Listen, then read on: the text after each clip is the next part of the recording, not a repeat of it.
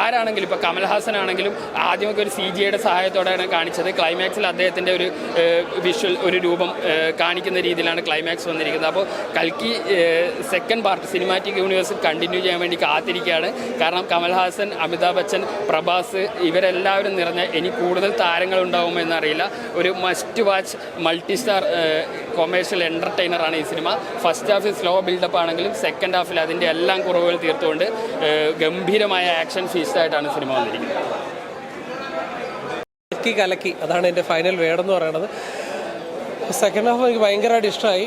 ഇന്ത്യയിലെ മെയിൻ നടന്മാരെ എല്ലാം ഒറ്റ സ്ക്രീനിൽ കാണുക എന്ന് പറയുന്നതാണ് ഈ പടത്തിൻ്റെ ഹൈലൈറ്റ് എന്ന് പറയുന്നത്. അതായത് അമിതാഭ് ബച്ചന്, കമൽഹാസനൊക്കെ ഒരുമിച്ച് കാണുക. അതുപോലെ തന്നെ നമ്മുടെ ദുൽഖർ സൽമാനുണ്ട്, അന്നാബനുണ്ട് മലയാളത്തിൽ നിന്ന്.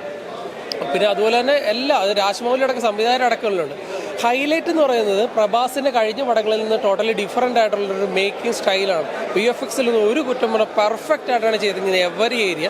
പിന്നെ മഹാഭാരതമായിട്ട് കണക്റ്റഡ് ആയിട്ടാണ് ആ സ്റ്റോറി പോണത്. അപ്പോൾ അതിൻ്റെയൊക്കെ ഒരു മേക്കിംഗ് സ്റ്റൈലും VFX ഒക്കെ പെർഫെക്റ്റ് ആയിട്ടാണ് വരുന്നത്.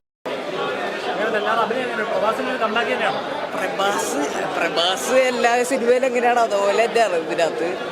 സെക്കൻഡ് ഹാഫിലാണ് പുള്ളി കയറി വന്നത്. ഇതിനകത്ത് അമിതാഭ് ബച്ചനാണ് മെയിനായിട്ട് എനിക്ക് തോന്നിയത്.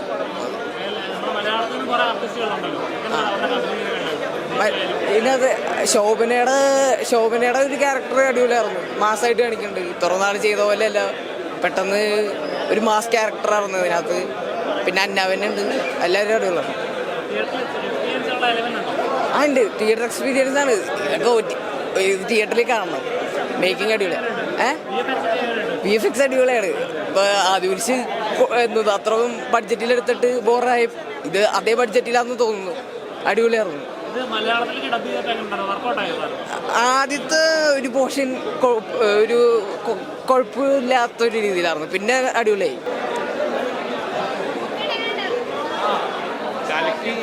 കലക്കി എന്ന് തന്നെ ആദ്യത്തെ വാക്ക് തന്നെ പറയണം. പുരാണം ഇന്നത്തെ ജനറേഷനുമായിട്ട് കണക്ട് ചെയ്ത് അവതരിപ്പിച്ചപ്പോൾ തീർച്ചയായിട്ടും എല്ലാ പ്രേക്ഷകർക്കും ഇഷ്ടപ്പെടുന്ന രീതിയിൽ തന്നെയാണ് സംവിധായകൻ അണിയിച്ചൊരുക്കുന്നത്. ഇതിൻ്റെ ആർട്ട് വർക്കുകളും അതേപോലെ തന്നെ ലൊക്കേഷനൊക്കെ മനോഹരമാണ്. തീർച്ചയായിട്ടും നല്ലൊരു ദൃശ്യഭംഗി തന്നെയാണ് അണിയിച്ചൊരുക്കിയിരിക്കുന്നത്. പിന്നെ അഭിനയത്തിൻ്റെ കാര്യത്തിൽ പറയുകയാണെങ്കിൽ ഇന്ത്യൻ സിനിമയുടെ അഭിമാനമായ അമിതാഭ് ബച്ചൻ നിറഞ്ഞാടിയിരിക്കുന്ന ഒരു റോളാണ്.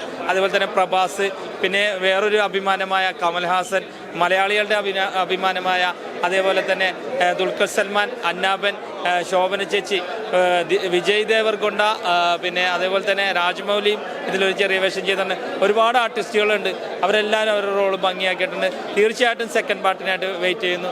നല്ലൊരു ചിത്രമാണ്. ഇന്ത്യയിൽ ഇത്രയും ഗ്രാഫിക്സ് വൃത്തിയായിട്ട് ചെയ്തിട്ടുള്ളൊരു പടം ഉണ്ടെന്ന് വെച്ചാൽ സംശയമാണ്. അതേപോലെ മൾട്ടികാസ്റ്റ് പടമാണ്.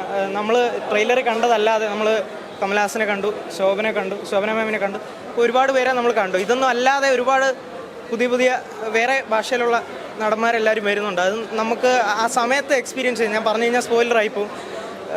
ഗൂസ് ബംസ് ഉണ്ടാക്കുന്ന മൊമെൻറ്റ്സ് ഒരുപാടുണ്ട്. പിന്നെ പുരാണമൊക്കെ എത്ര പേർക്ക് അറിയാമെന്ന് എനിക്ക് സംശയമാണ്. അപ്പം മഹാഭാരതത്തിലെ കഥയും അതേപോലെ നമ്മുടെ ഇനി വരാൻ പോകുന്ന യുഗത്തിൽ എന്താണ് സംഭവിക്കാൻ പോകുന്നത്. പുരാണത്തിൽ ഒരുപാട് കഥാപാത്രങ്ങളൊക്കെ വരുന്നുണ്ട്. അർജുനൻ, കർണൻ, അതേപോലെ കലി. ഇപ്പം യുഗങ്ങൾ മാറി വരുന്നൊരു കഥയാണ്. അത് നമ്മൾ തിയേറ്ററിൽ തന്നെ എക്സ്പീരിയൻസ് ചെയ്യണം. ഇതാരും OTTയിൽ വരാനോ ഫോണിൽ വാച്ച് ചെയ്യാനോ നിൽക്കരുത്. തിയേറ്ററിൽ തന്നെ വാച്ച് ചെയ്യണം. അത്രയും ബെസ്റ്റ് എക്സ്പീരിയൻസ് ആണ്.